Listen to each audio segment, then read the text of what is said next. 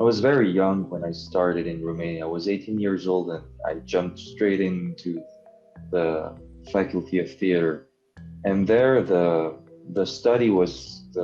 program was very pluridisciplinary.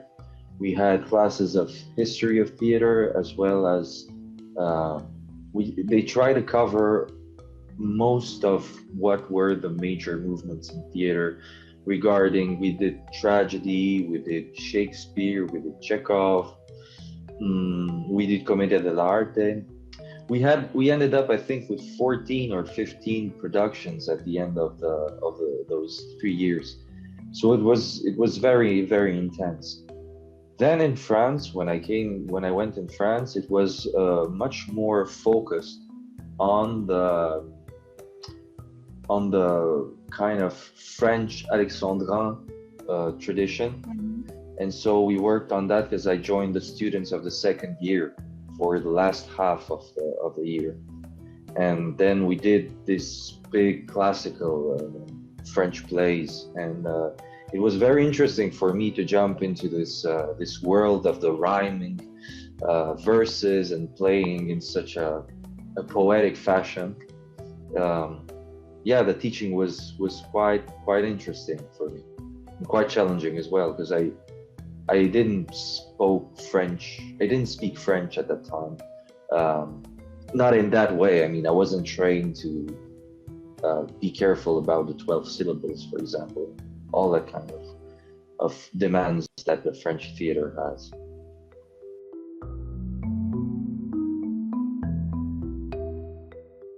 Yes, they were in the fashion that uh, yeah, it's just I think that the spirit, the cultures are so different, and in the teaching of the theater, it is as well. I mean, you go to a country, that has such a huge and long tradition of theater. Um, Mhm.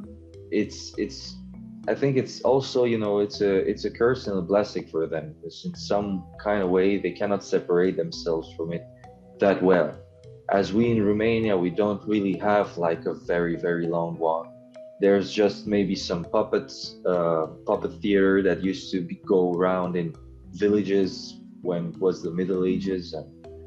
But apart from that, we don't have really a theater thing in Romania. So it allowed us to be much more detached and much more objective about those things.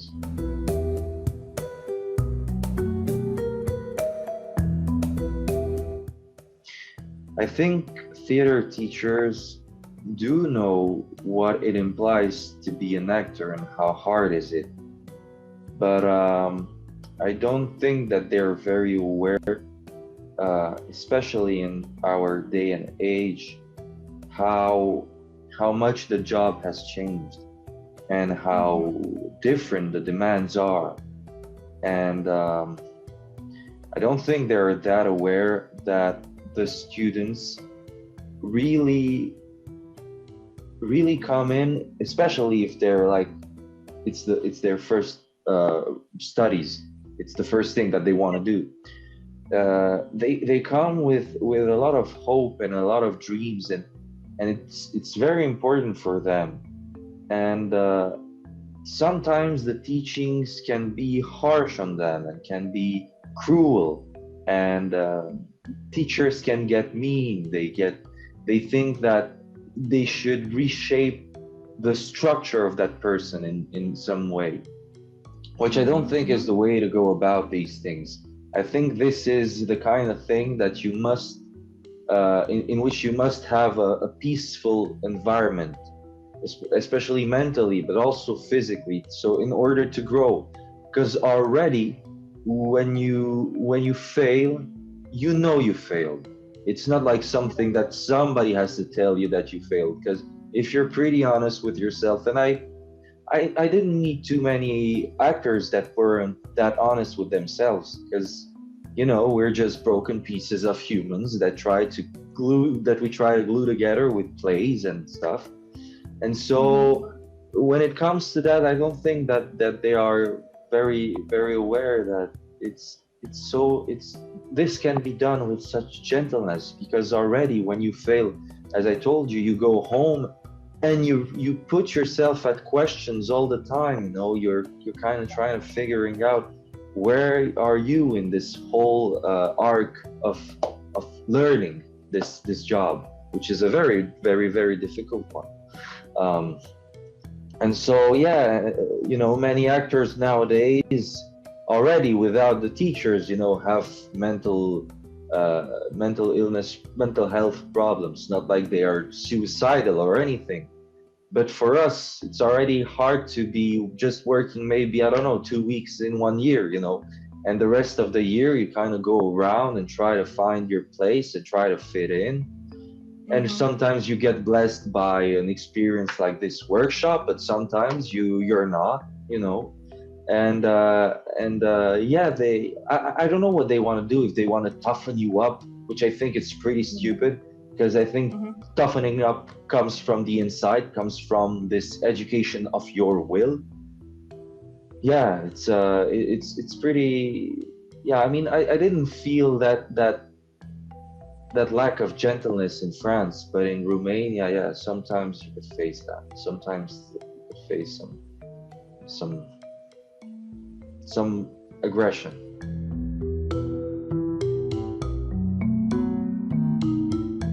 No, I went into straight on depression after first year. I took pills and I took Mm-hmm. sleeping tablets. That's why. No, that's why. No, it was hard. It was very hard. It was very hard because, you know, I wasn't a tough, a thick-skinned dude. You know, it just was a young guy who had the passion of being in the center of attention. You know, it wasn't even theater that attracted me. It was just, you know, showing off. And so it took me years. I think only 2 years after I finished theater school, I really my love for this work has matured and changed and became an honest thing and a true passion, a true love for Mm-hmm. this craft. But after that, you know, after the theater, yeah, I was kind of wondering, what the hell am I doing with my life? Is this the way I want it to be for all the rest of my days? You know, I just want to be, um, you know, thrown around like a rag doll, and you know, I mean, I'm not even, I'm not preaching for gentleness at all prices. You know, I think seriousness has its price, but it's just that, you know, it's about being a professional also in that kind of regard, you know, and Mm-hmm. being, you know, like just saying the things that are wrong without like seeming that it's the end of the world, and you know, being so tough and mean to the student that he didn't do a great job, that, oh my god, you know, theater is going to fall if Yeah. the student doesn't succeed. You know, it's just, you know, everybody's got its learning curve.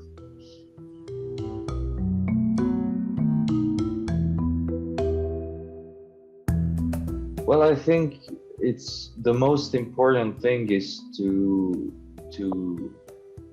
to be sensitive to what's happening outside of yourself, not only in theater, but also, you know, it's something that you carry on through life. It's an ongoing training and process. Is being very trying at least to be very aware of what are your surroundings, what are the, you know, how do how do they impact you, how your circumstances have a play and a role in the choices you make. And then you Mm-hmm. simply, when you read a play, where the first thing you do is kind of figure out the circumstances of the play or the script, where it's at, what's the history behind that story especially. And and then you figure out how do you fit into all of that. If you let your imagination run free and you relax with that, you know, you become very peaceful and just let the flow of ideas and of images to take place within you. And then, yeah, of Mm-hmm. course, when you're playing, or when you do your job, the most important thing is the partner. And And it's thanks to him that you're going through all of that, because even if we're sad in our own little rooms, you know, there's not much happening. Somebody pulls out the tears, the shout, the cry, the laugh, the fear, you know, something outside of yourself. You might have, for fear, you might have some panic attacks that come from like, oh my God, what am I doing with my life? But then, Yeah. but then all the others, I think can only come from outside.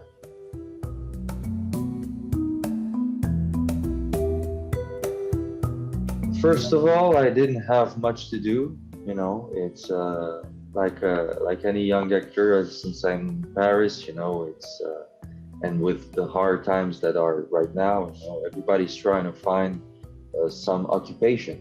And so I found this workshop, and I really thought that the bullet points of the things that they propose are very, very interesting, and very well structured, and you never really get the opportunity to do a workshop that is 1 month and a half, you know. I mean, most of the workshops I did is mostly for 2 weeks, and this one is for 1 month and a half. So it's wonderful to have such an opportunity to stay so long with a group of people and be back in the student chair, you know, be back in that place where everything is possible, where failure is encouraged, where you can try, and where, you know, you have something to fall upon, you know. And I've been blessed with the most magnificent group of actors that that I've worked with in a very long time, that share such a deep and honest passion for the work, and that they want to do it, and they're so different and so unique in their own ways. I'm full of gratitude for what they tried. They succeeded to pull together this year. It's really, really something amazing.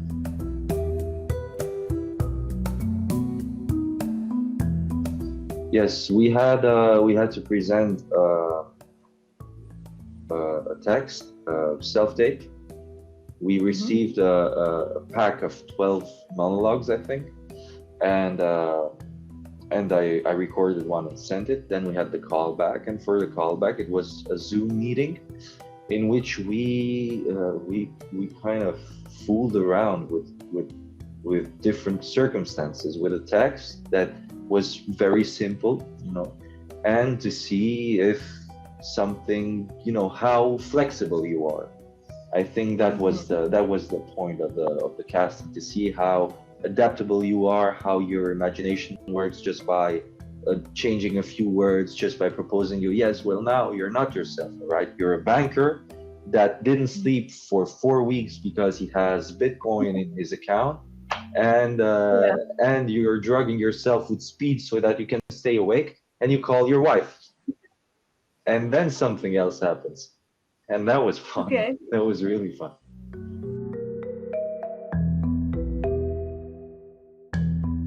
Yeah, well, you know, it's how the job evolved.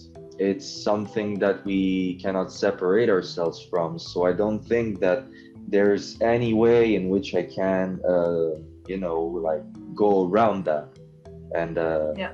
and avoid it. If I like them, not really, because nothing replaces the true human contact of being there in the room with the person. I kind of find this middle point where Zoom auditions, you know, are nice. I mean, I don't mind because I get redirected. So I get the chance of putting something out there and then being guided into another place and showing another thing, and finding another thing, and being surprised with the person that is just just trying to figure out how I work as well, you know, to figure out my energy, how my mind works, and that's a lot of fun. I mean, yeah, Zoom auditions I don't mind, but yeah, self tapes, you know, when you have like 3 to do a week, and you know that you're gonna do them alone with a dot on your wall, or when you're lucky to have a friend. Um, it's all right, but it's still, I think it's a skill. It's not the acting job. It's a skill that, Mhm. it's like you would shadow box. You could shadow box very well at home, you know, but then going to the ring, putting on the gloves, having the stress of the casting, being there with everybody, being welcome, presenting yourself, talking about yourself, jumping into the scene, leaving. The guys know when you enter the room if you're it or not. And most of them only watch like 6 or 7 seconds of your self tape as well. So at least when you're in person, you have the opportunity to torture them, you know. So that is nice.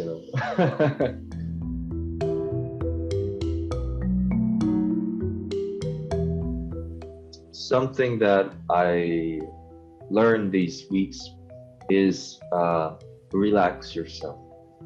And I Mhm. really got a hang of what true relaxation is.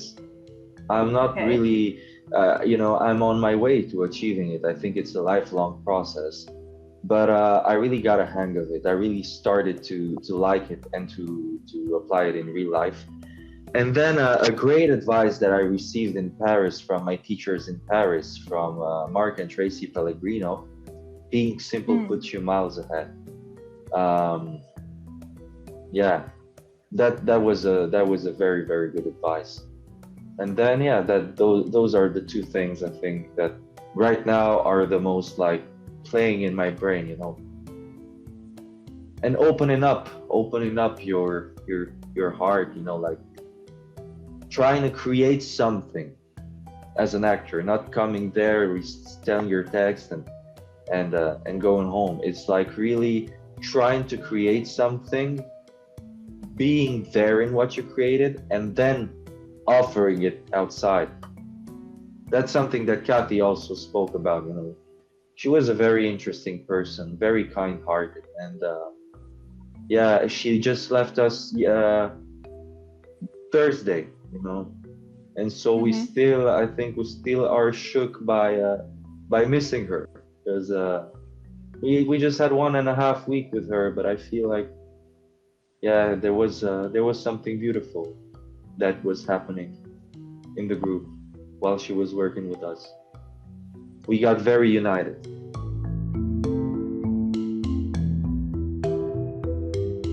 The right timing is important in anybody's life. The thing is, the right timing comes when you are yourself uh, balanced and aligned.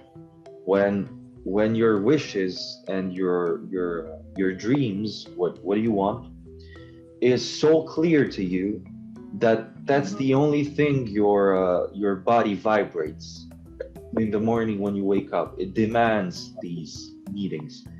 And so I think the right timing is, like I it's kind of poetic, but I just have this crazy thought that, we're in autumn and we're seeing the leaves fall from the trees down to the ground.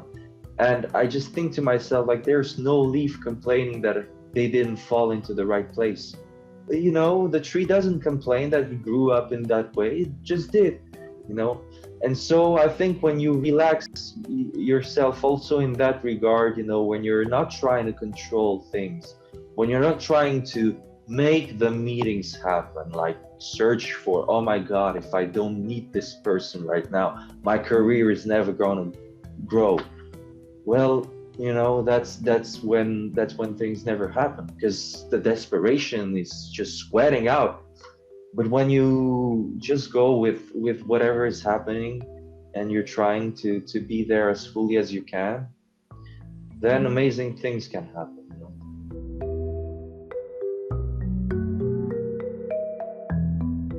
My dreams would be to work, to be used, to be usé. It's like I really wanna you know um, now I think I'm in a stage where I'm ready to be working with directors and inspire them, and and give life to their stories and be alive in their little cosmos, whatever they're trying to create. Yeah, my dream is to just have you know, beautiful experiences, you know, uniting experiences like this one that is happening, you know. I cannot wait to be honest, to be on a movie set and experience, you know, a story with a group of people, you know, and trying to tell it the best way we can. And yeah, and then for the future, well, you know, it's just grow up in a beautiful way, become even more articulate, read more, run more, you know, all that kind of good things that are in life. Love more, you know. Yeah, just some. I really, really, really, really am, as we all are, you know. I mean, I'm not saying anything new under the sun, but we're very thirsty for work, and you know, especially at this young age, you know, with this opportunity that has been given to me, because I'm not such a, you know, it's a long process to become an actor, to have your charisma mature, and you know, I don't think I was ready maybe 1 year or 2 years ago, but right now I feel like there's something that has settled, and that I can work with, you know. So yeah, I'm just hoping, you know, for me and for my colleagues, that this opportunity brings us new stories on our desk table and new adventures.